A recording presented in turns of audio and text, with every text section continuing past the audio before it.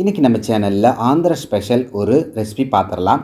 அதுக்கு நான் இன்றைக்கி 1/2 கிலோ கத்திரிக்காய் நல்லா பிஞ்சு கத்திரிக்காயாக எடுத்து வச்சுருக்கேன். அடுத்ததாக அடுப்பில் ஒரு கடாய் வச்சுக்கோங்க. அதில் 4 டேபிள் ஸ்பூன் வேர்க்கடலையை சேர்த்து வறுத்துடலாம். நல்லா வாசம் வர்ற மாதிரி வறுத்துக்கோங்க. கூடவே 2 டேபிள் ஸ்பூன் மல்லி விதைகளை சேர்த்துட்டு நல்லா வறுத்து விடுங்க. அடுத்ததாக இது கூட 10 காஞ்ச மிளகாய் எடுத்து அதையும் சேர்த்து வறுத்துக்கோங்க. இது கூட டேஸ்ட் கொடுக்கறதுக்காக 4 முந்திரி பருப்பை சேர்த்து அதையும் சேர்த்து வறுத்துக்கோங்க. நல்லா வாசம் வர மாதிரி வறுத்துக்கோங்க.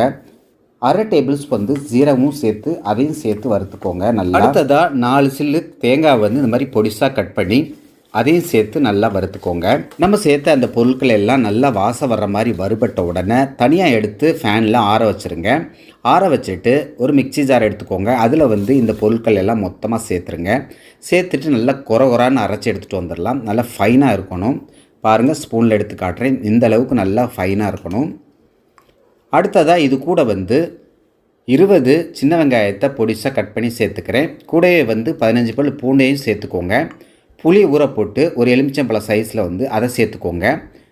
இஞ்சி 100 கிராம் சேர்த்துட்டு அடுத்ததாக இது கூட நல்ல ஃப்ளேவர் கொடுக்கறதுக்காக கொத்தமல்லி தலைகளை சேர்த்துக்கோங்க. இப்போ இதுக்கு தேவையான தண்ணியை சேர்த்துட்டு இப்போ இதை அரைச்சி எடுத்துகிட்டு வந்துடலாம். நீங்கள் அரைக்கும்போது தண்ணி தேவைப்பட்டால் மேற்கொண்டு சேர்த்துட்டு நல்லா ஃபைனாக அரைச்சிக்கோங்க. பாருங்கள், இந்த அளவுக்கு திக்னஸில் இருக்கணும். அடுத்ததாக இது கூட கொஞ்சமாக உப்பு சேர்த்துட்டு அதையும் அரைச்சிட்டு வந்துடலாம்.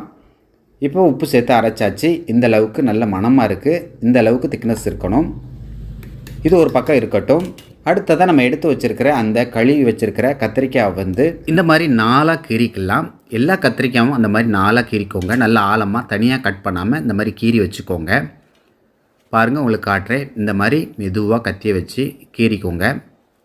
இப்போ நம்ம எல்லா கத்திரிக்காயையும் 4ஆக கீறி இந்த மாதிரி எடுத்து வச்சுருக்குறோம். அடுத்ததாக இந்த கத்திரிக்காய் நம்ம ஆரம்பத்தில் போட்டால் உப்பு தண்ணியில் போட்டு நல்லா கழுவிடுங்க. நீங்கள் உப்பு தண்ணியில் போட்டிங்கன்னா அது கலர் மாறாது. அடுத்ததாக நம்ம உப்பு தண்ணியில் போட்டிருக்கிற அந்த கத்திரிக்காய் ஒவ்வொன்றா எடுத்து நம்ம அரைச்சி வச்சுருக்கிற அந்த மசாலாவை அந்த கத்திரிக்காய் கீறின பகுதியில் மெதுவாக ஸ்டஃப் பண்ணிக்கோங்க. இப்போ நம்ம எல்லாத்தையும் ஸ்டஃப் பண்ணி எடுத்து வச்சிட்டோம். பாருங்கள், இந்த மாதிரி எடுத்து நம்ம அந்த கத்திரிக்காயில் ஸ்டஃப் பண்ணது போக மீதி மசாலாவை தனியாக எடுத்து வச்சுருங்க. அடுத்ததாக அடுப்பில் ஒரு கடாயை வச்சுட்டு அதில் 4 டேபிள் ஸ்பூன் நல்லெண்ணெய் சேர்த்துக்கோங்க. இந்த ரெசிபிக்கு நல்லெண்ணெய் ரொம்ப முக்கியம். அடுத்ததாக 1 டேபிள் ஸ்பூன் கடுகு மட்டும் சேர்த்துட்டு கூடவே ஜீரகமும் சேர்த்துட்டு கருவேப்பிலை கொத்து கொஞ்சமாக சேர்த்துட்டு நல்லா வதக்கி விடுங்க.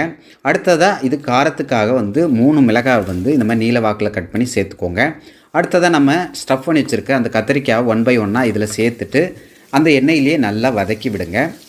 நல்லா வதங்கணும். மெதுவாக வதக்கி விட்டுக்கோங்க. நம்ம சேர்த்த கத்திரிக்காய் அந்த எண்ணெயிலே வதங்கினா தான் ரொம்ப டேஸ்ட்டாக இருக்கும். அதனால் எண்ணெயிலே நல்லா வதக்கி விட்டுட்டு உங்களுக்கு 5 நிமிஷம் மூடி போட்டு மூடி வைக்கணும்னா மூடி வச்சுக்கோங்க. 5 நிமிஷம் கழித்து நல்லா வதங்கியிருக்கு. அடுத்ததாக இது கூட நம்ம மீதம் இருந்த அந்த பேஸ்ட்டையும் இதில் சேர்த்துட்டு மொத்தத்தையும் இதில் சேர்த்துட்டு நல்லா கலந்து விட்டுக்கோங்க. அந்த மசாலா அந்த கத்திரிக்காயில் நல்லா சாறுற மாதிரி நல்லா கலந்து விட்டுக்கோங்க. இந்த நேரத்தில் அந்த மீதம் இருக்க மசாலா தண்ணியை நல்லா கலந்துட்டு அதையும் இதில் சேர்த்துக்கோங்க. உங்களுக்கு மேற்கொண்டு தண்ணி தேவைன்னா தண்ணி சேர்த்துக்கோங்க. கூடவே 1/2 டேபிள் ஸ்பூன் மஞ்சத்தூள் சேர்த்துட்டு நல்லா கலந்து விடுங்க. கலந்து விட்டு ஒரு மூடி போட்டு மூடிட்டு நல்லா கொதி வரட்டும். அந்த கத்திரிக்காய் வேகட்டும். இப்போ கத்திரிக்காய் நல்லா வெந்துருச்சு. இந்த நேரத்தில் உப்பு தேவைன்னா உப்பு செக் பண்ணி சேர்த்துக்கோங்க. ஒரு கொதி வந்த உடனே நீங்கள் இறக்கி சர்வ் பண்ண ஆரம்பிச்சிடலாம். அவ்வளவுதான், அருமையான ஆந்திரா ஸ்டைல் ஸ்டஃப்டு கத்திரிக்காய் குழம்பு ரெடி ஆயிடுச்சு. இந்த குழம்பை நீங்கள் சாதம், சப்பாத்தி, தோசை, இன்னும் புரோட்டா எல்லாத்துக்கும் சேர்த்துக்கிட்டு தொட்டுக்கிட்டு சாப்பிட்டிங்கன்னா ரொம்ப அருமையாக இருக்கும்.